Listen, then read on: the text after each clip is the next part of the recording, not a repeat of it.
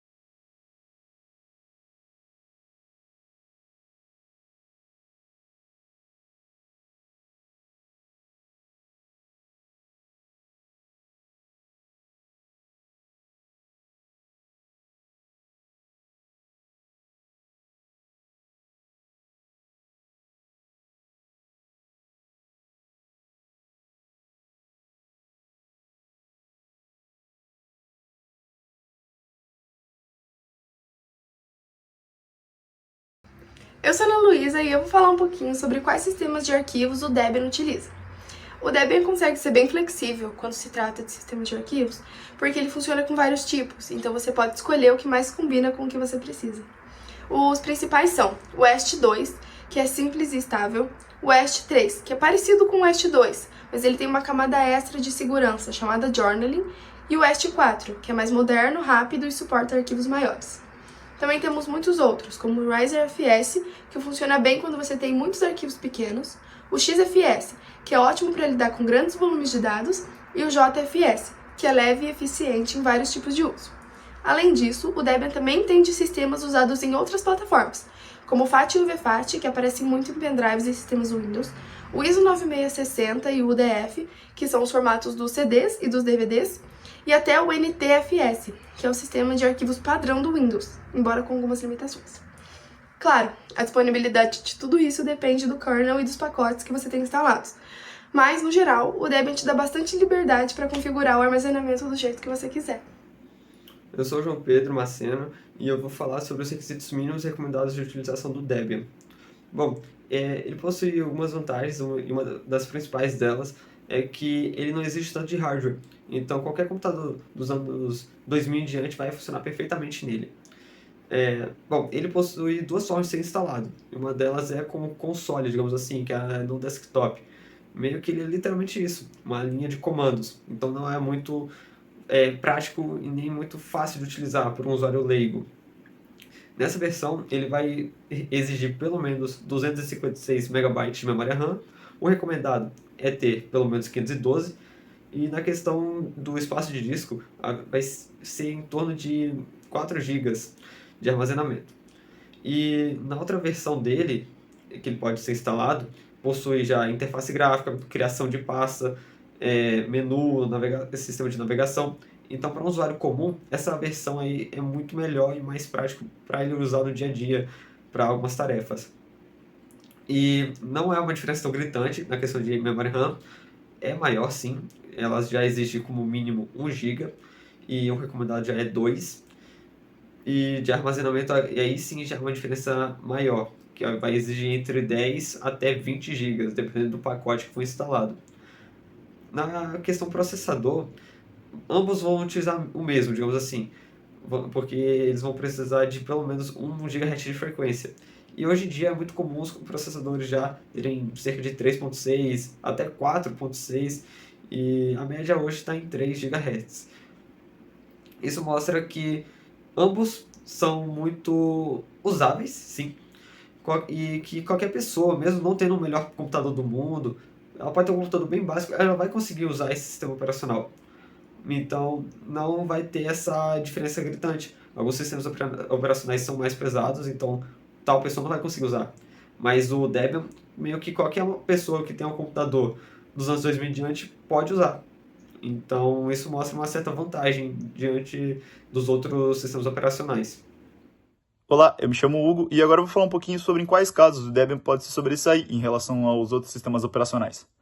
Bom, para começar, o Debian ele se sobressai com dois principais aspectos, como a sua estabilidade e a sua flexibilidade. Primeiramente, falando da sua estabilidade, a estabilidade do Debian em relação a outros sistemas operacionais, digamos que acontece de forma diferente. Enquanto outros sistemas operacionais visam sempre trazer novas atualizações, visando sempre as novas tecnologias, o Debian tem uma proposta um pouco diferente. O Debian tem o teu tempo de atualização muito mais longo e muito mais sem muitas previsões de quando elas chegam, fazendo com que o Debian passe muito por um sistema de certificação antes das novas versões serem lançadas, fazendo com que tenha um maior atraso, porém também trazendo mais segurança para o usuário.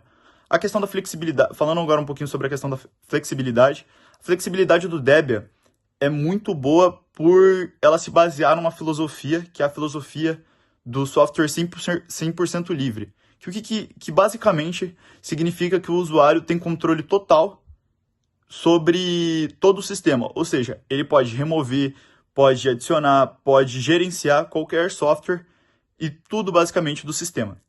Agora falando um pouquinho dos pontos ruins, o Debian é um sistema que, quando para pessoas iniciantes, para pessoas que nunca mexeram propriamente com programação, principalmente em Linux, pode ser um ponto muito chave, porque o Debian não é um sistema muito fácil de manusear de primeira vista.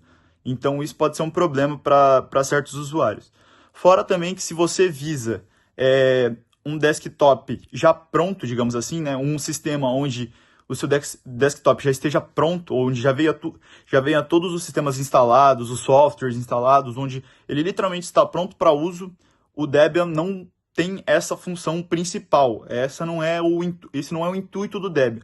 O Debian, que nem eu havia dito, ele é um sistema que visa principalmente a liberdade do usuário.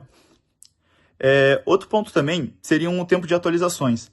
Se a instituição, o usuário, precisa da utilização de tecnologias de ponta, ou seja, as novas tecnologias que vêm chegando cada vez mais, o Debian não é uma boa por conta de que ele é basicamente feito simplesmente para o uso, ou seja, ele é utilizado para uso simples, digamos assim, por não trazer essas novas atualizações.